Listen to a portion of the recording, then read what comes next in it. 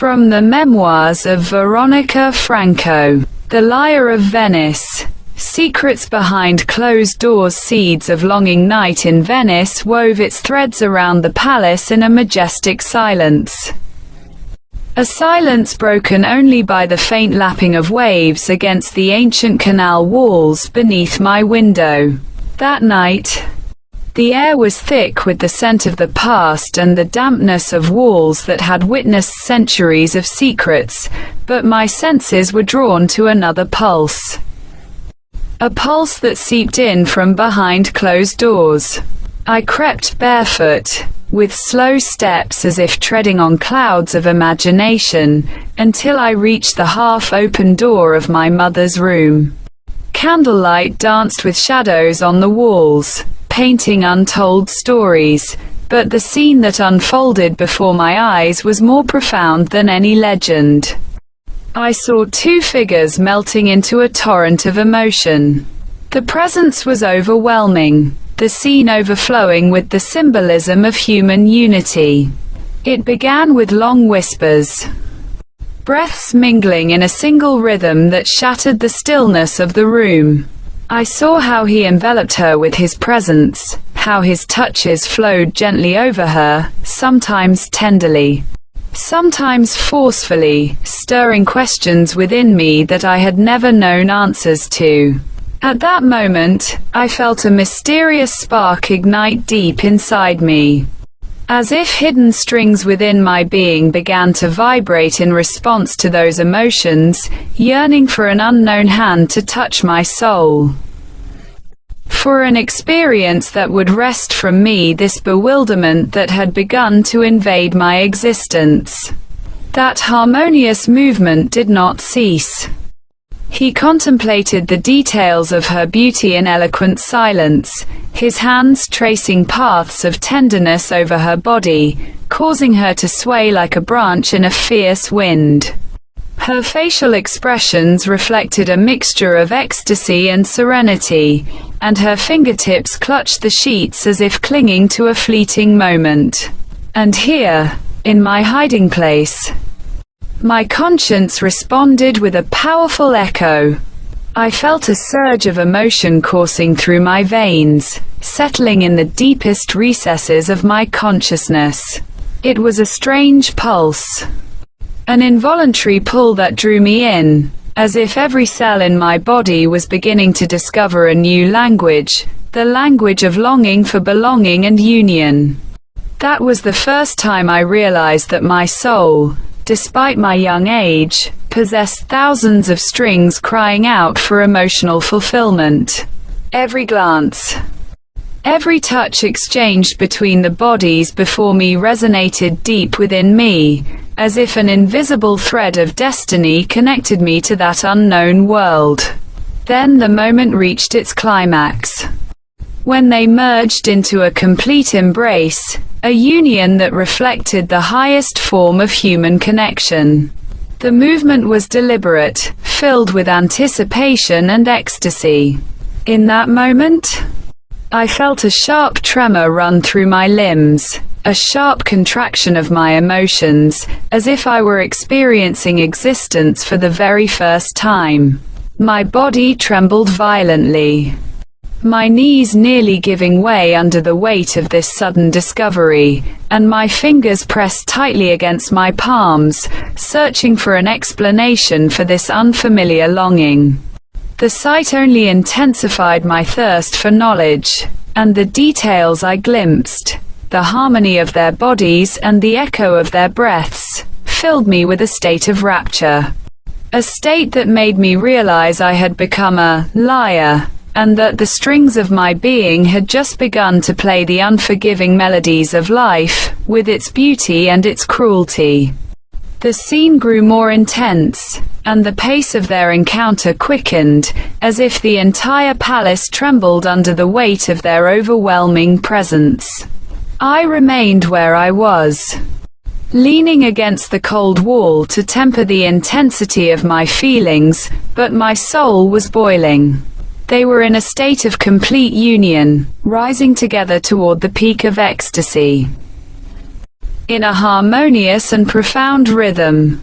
With every movement, I felt a pulse coursing through my body, as if I were part of that sacred ritual. I witnessed the love that enveloped them, the emotions that intensified, leaving an indelible mark. At that moment, my very being echoed the silent cries emanating from the room. The more they merged, the more breathless I felt, searching for an outlet for this overwhelming energy that had been born within me. The moments raced by, breaths mingling in a symphony of ecstasy, and the distinction between what was happening in the room and what was churning within my small chest blurred. That night left me with the woman who had been born. The woman who began to understand the secrets of existence and yearned to decipher their codes. His breath grew heavy, like a storm sweeping through the room, and the rhythm of their movements took on a frenzied, almost frantic quality, as if they were in a frantic race toward a moment of profound revelation. I was still glued to that small crack in the door, my eyes barely closing in awe of this outpouring of emotion.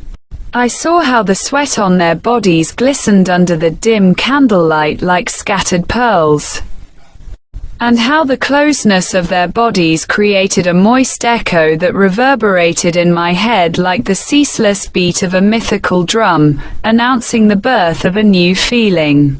With every powerful movement of his, my mother ascended the heights of ecstasy, clinging to his shoulders with unwavering strength, as if she wanted to dissolve into his being and summon his soul entirely within herself.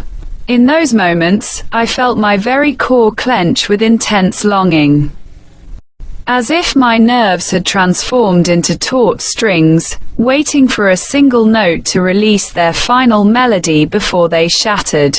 My being trembled involuntarily with every strong pulse, and my small body shook as if a current of light coursed through my spine. I could no longer feel my limbs, nor could I perceive the walls of the ancient palace.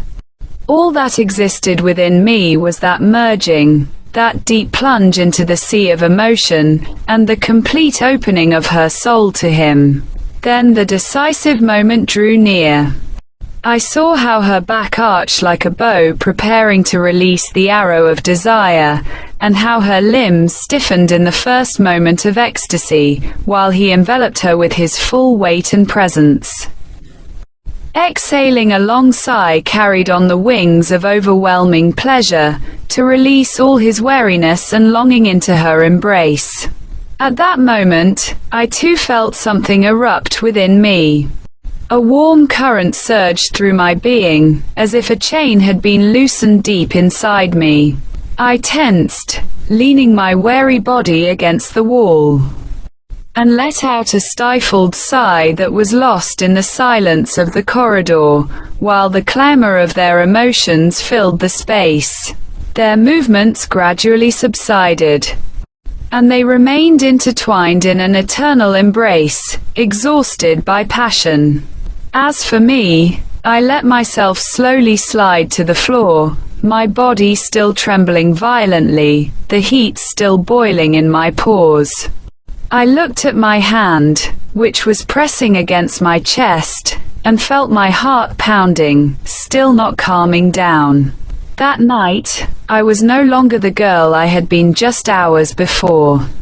I discovered that I carried within me a volcano of emotions, that one day I would be the lyre upon which the greatest melodies of existence would be played, and that this longing that possessed me now would be my eternal companion on the journey of self-discovery. The scene before my eyes moved from one peak to the next, as if I were witnessing a secret ritual, visible only to those destined to experience the pangs of longing. As I trembled, I saw the man withdraw quietly to sit on the edge of the bed, while my mother bent before him in a posture overflowing with both gratitude and need. The moments passed like an eternity, as souls met in profound silence. And breaths mingled to announce the end of one chapter and the beginning of a new one in the verses of ecstasy. I saw her envelop him in her tenderness. And I heard gentle whispers flowing like a stream, a voice expressing deep gratitude for this union. The man leaned his head back, the veins in his neck bulging with the relief that followed the storm, and I saw his body surrender completely to this surge of emotion. She didn't pull away, she remained close to him, her whole being a part of her, in a scene that stirred my very core with overwhelming emotion.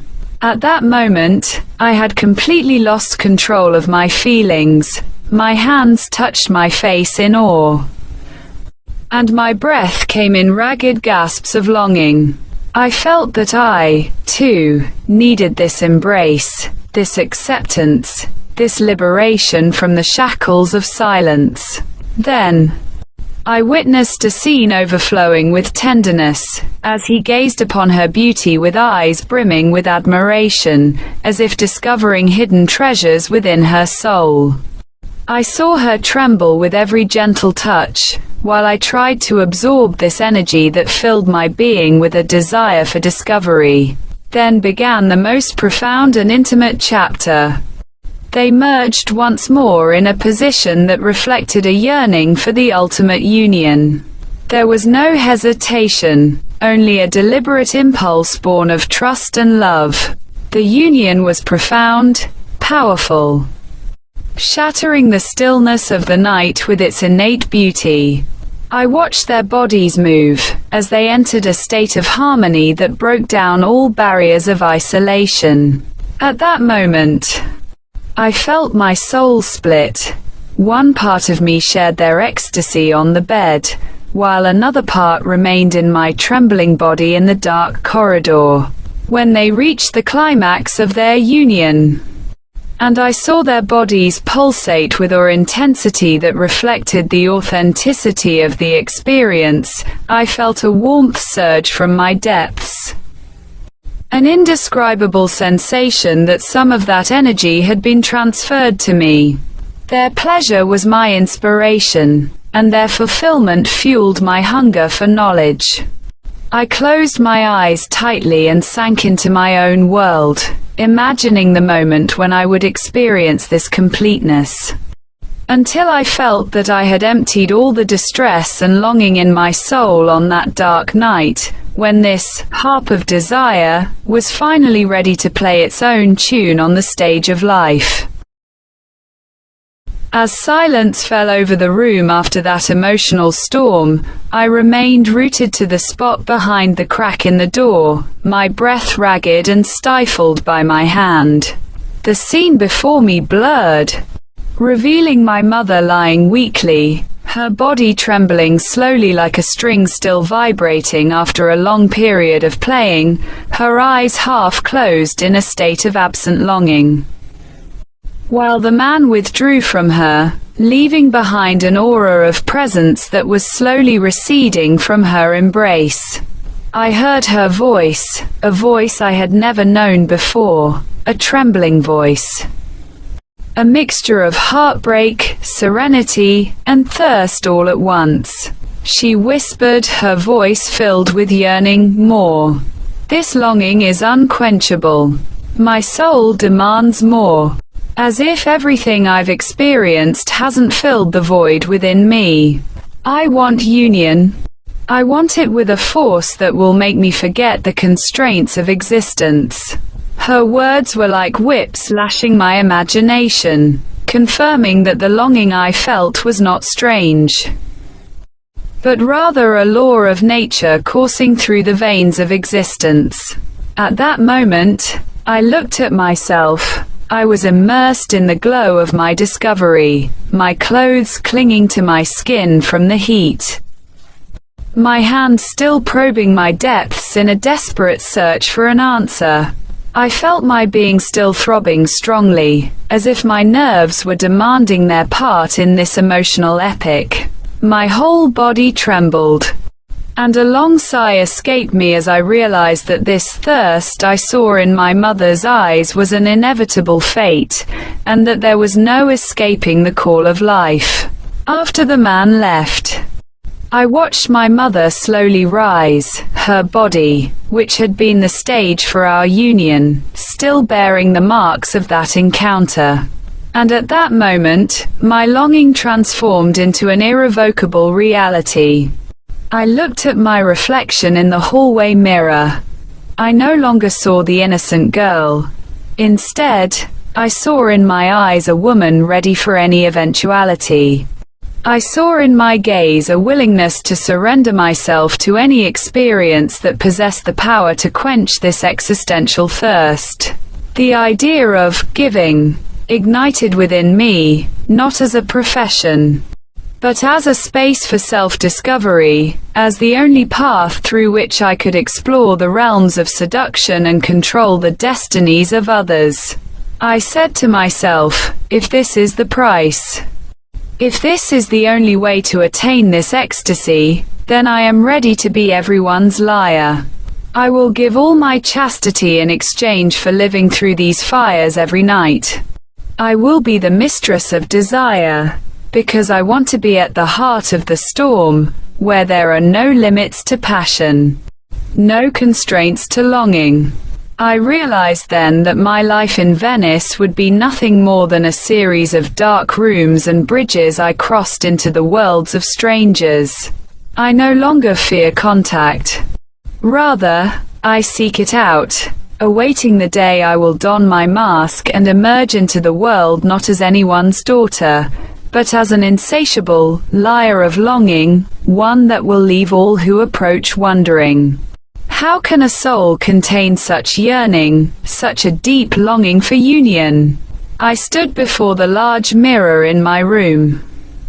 The one that witnessed my transformation from a child peeping behind closed doors to a woman preparing to venture into the arenas of experience.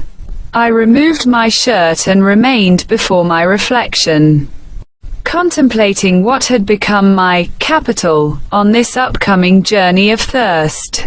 I began to touch my face, my hair, cascading like a night woven from velvet. Framed features that were beginning to take on a sharper edge, eyes widened in wonder, and full lips yearning for an endless secret. My fingers trailed down my neck, then to my collarbone, which began to protrude like the strings of a musical instrument about to play. I paused at my chest, the beats of my heart, which yesterday trembled with shyness, were now solid with the resolve of certainty. I was demanding to be discovered, to be enveloped in tenderness, to be immersed in the worlds of others. I closed my eyes as I touched my body, feeling a tremor run through my waist, which began to take on an alluring feminine curve, a body that cried out it had matured prematurely to become a stage for life. My hand moved down to my stomach. It was taut like a string in a symphony, separating me from that volcano I had discovered that night. I touched my being. It was brimming with the memory of what I had seen, yearning for something to fill that unbearable spiritual void. My whole body shimmered under the candlelight, a work of art ready to begin its journey in a merciless world. I grasped my ankles. My small feet knew exactly which paths to take in Venice's winding streets. I stood up straight, raised my chin, and looked into my own eyes in the mirror. I no longer saw that terrified girl. I saw a woman in the making, a lyre searching for a player who understands the language of lament. I reached out to the mirror, touching its cold glass, as if addressing the world that awaited me. Addressing all who would touch this being, each experience teaching me a new lesson in the art of seduction. I said in a low voice, but it was confident, "Look at me closely. I am but the beginning of a storm that will not subside.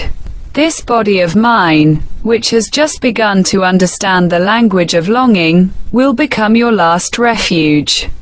I have learned how thirst gnaws at the depths of the soul, and I will make you all melt into my worlds.